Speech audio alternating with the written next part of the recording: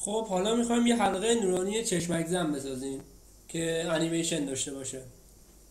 برای این کار یکی از این اجزا رو انتخاب میکنیم، در قسمت متریالش حذف میکنیم و یه متریال جدید میسازیم. در این قسمت ایمیشن رو انتخاب میکنیم و رنگش رو رنگ دلخواهی که میخوایم روش میذاریم.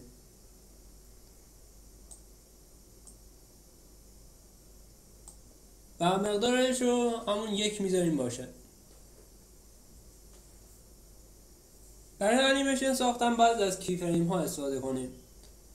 برای این کار از این قسمت پایین استفاده میکنیم.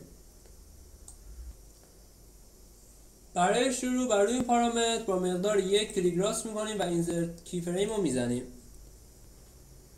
چند فریم جلوتر میریم و این دفعه مقدار 20 رو بهش میدیم و دوباره اینسرت کی فریم رو میزنیم و همچنین جلوتر دوباره همین کار تکرار میکنیم. این دفعه مقدار 1 رو بهش میدیم.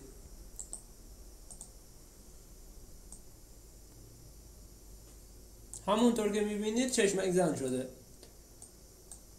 حالا ما باید اینو در لوپ قرار بدیم تا به طور مداوم تکرار بشه.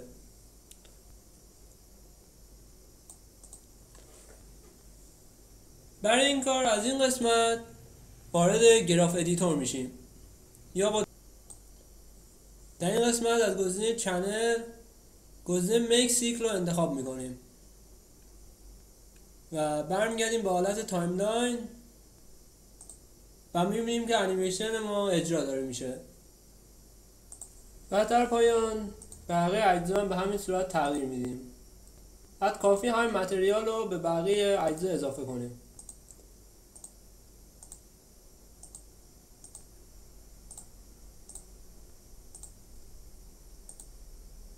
و میبینید به خوبی در حال اجراست.